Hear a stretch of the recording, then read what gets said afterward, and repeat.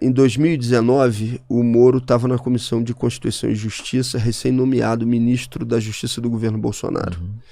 E eu fiz uma analogia com um jogo de futebol, com um juiz que já atuava do lado de uma das equipes, mencionando a eleição do Lula contra o Bolsonaro. E eu disse, então, se tratar de um juiz ladrão. Ladrão no sentido de ser parcial, já está com uma das equipes. E ali eu descobri o que era o Gabinete do Ódio. Em menos de 24 horas, 3 notícias falsas, pesadas, circularam contra mim. A primeira delas era um sujeito metendo dinheiro na cueca, e a legenda era: olhem aí o deputado que chamou o Moro de juiz ladrão.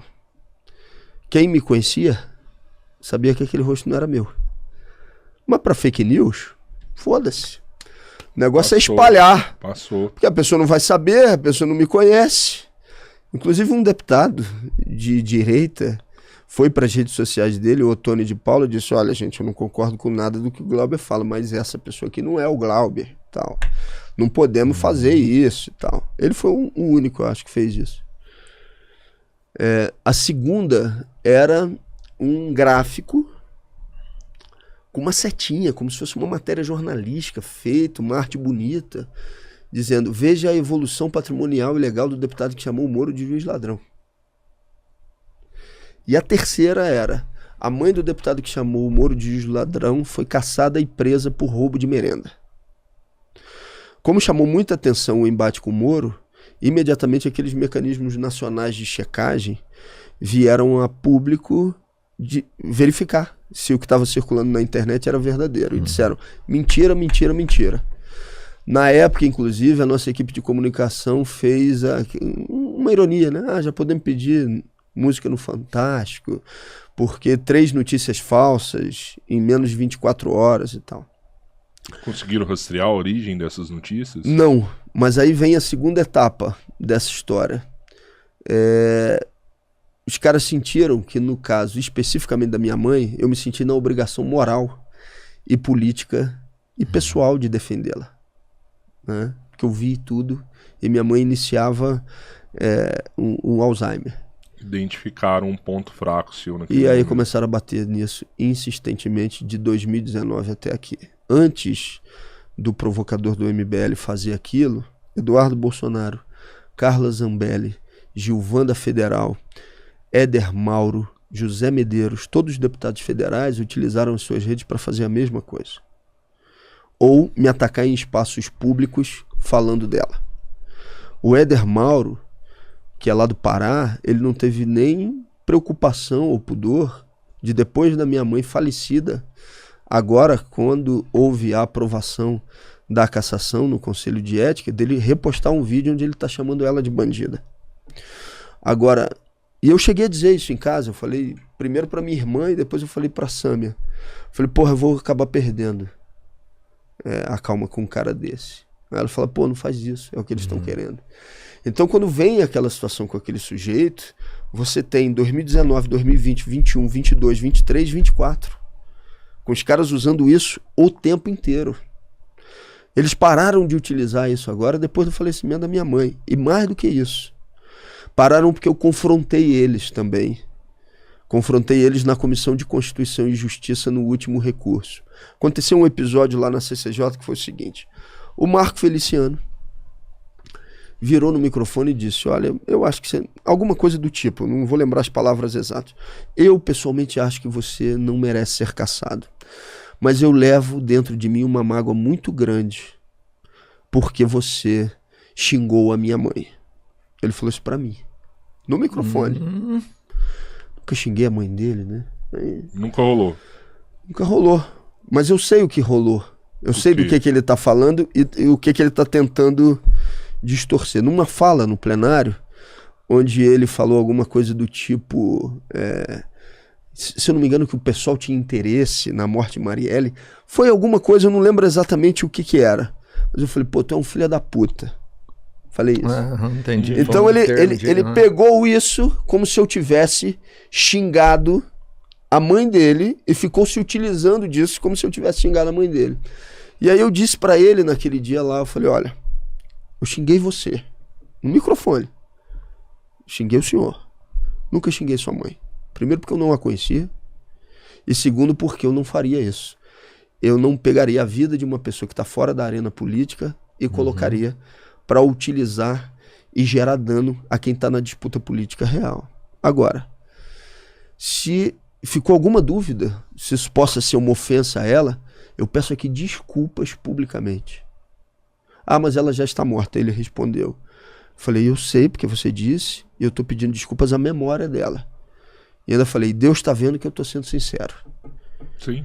Se tem alguma dúvida, eu peço desculpas. Agora essa é uma oportunidade também para fulano, que fizeram isso de maneira intencional contra minha mãe, pedirem desculpas agora no microfone por aquilo que fizeram. Inclusive o deputado Éder Mauro, que fez isso depois do falecimento dela. Aquilo foi para mim uma... Eu tirei um peso das minhas costas. E aí qual foi a reação dos caras ali no microfone?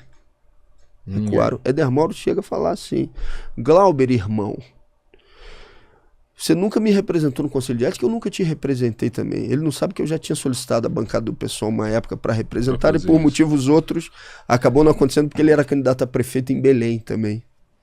Então o pessoal achou que a representação contra ele ia ser o que ele queria para amplificar o microfone contra o pessoal lá que disputava a eleição com o Edmilson.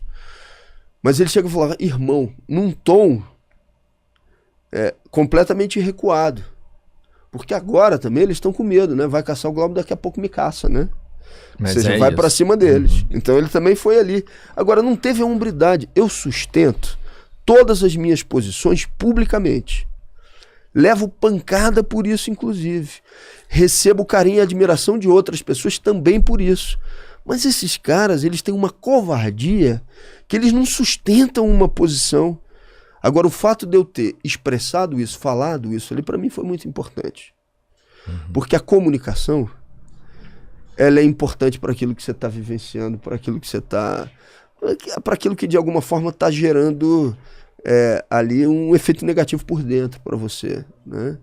Então, eu acho que foi a segunda vez que eu defendi a honra da minha mãe de maneira mais direta. Você já pensou processar essas pessoas que ofenderam a memória de sua mãe? Já pensei. Igual que tô vendo aqui no chat. As pessoas acham que, tipo, tô na rede social, eu posso fazer o que eu quiser. Né? Então entra aqui, ofende a memória de sua mãe e tal. Você já pensou rastrear essas pessoas e processar elas diretamente? Já pensei sim. E você tem que ter a disposição, inclusive, de uma parte do teu tempo de vida para fazer isso. Aconteceu uma vez que eu processei uma pessoa que falou uma mentira num canal de televisão a cabo em Nova Friburgo. E você tem que ter tempo, né? Porque o juiz marca a audiência. Você tem que ir lá, você tem que participar. Então, quanto mais processo você tem, mais cuidado você tem que estar dando aquilo também, né? É desgastante, mas a partir do momento que as pessoas ficam sabendo assim, aquele lá processa. Sim. Aí você vê que já não mete mais, né? Ao mesmo tempo, você tem que ter uma estruturação jurídica para fazer isso, para ficar acompanhando, inclusive, esses casos de processamento. Mas sim, eu, inclusive, espero, passado esse período agora de avaliação da cassação, tem muita coisa que está pendente na minha vida nesse sentido. E vai correr atrás disso. Tem coisas que tem que ser feitas. Eu acho que o envolvimento do MBL vai até onde aí com relação ao Costenaro? Eles esperavam ganhar dinheiro. Dinheiro? Porque aí é monetização, né? A partir do tipo de vídeo que eles fazem. Ele tem um alcance grande. Sim. Mas tinha também uma tentativa de ganhar politicamente. Porque ele foi candidato a vereador no Rio de Janeiro, né? E perdeu as eleições. Mas ele tentou, através desse embate, amplificar a base de apoiadores dele, né? Antes da gente começar, você estava me dizendo, tem muito hate teu lá no Twitter, né? Ou seja, evidentemente um cara que me odeia, né? Ele vai gostar do cara que vem para uma confrontação física comigo e tende a votar nesse cara. Chegou a falar com o deputado Kim Kataguiri? Falei no plenário da Câmara antes de acontecer o que aconteceu na Câmara. Falei, olha, vocês estão botando um mini bandido para nos atacar em espaços públicos. Antes do que aconteceu. Eu falei com ele no plenário. E digo mais, vocês estão fazendo isso, já tem um boletim de ocorrência contra esse rapaz, porque ameaçou a mãe de uma militante nossa. E ele falou, não, eu sou contra qualquer tipo de ameaça. Falou isso no plenário. Hoje eles dizem que isso é mentira. Porque eles não sustentam uma posição política. Eles sabem que é verdade. Eles sabem o que ele fez. Eles sabem o tipo de proteção que deram para esse sujeito. Mas eles não vão sustentar publicamente essa posição, né? De que fizeram isso, porque é muito feio, né? É muito... É um subterrâneo da política que eles não admitem. Eu falei isso com ele no plenário em determinado momento. E ele disse isso, mas no dia que o cara foi lá, ele foi lá defender o cara na Polícia Legislativa.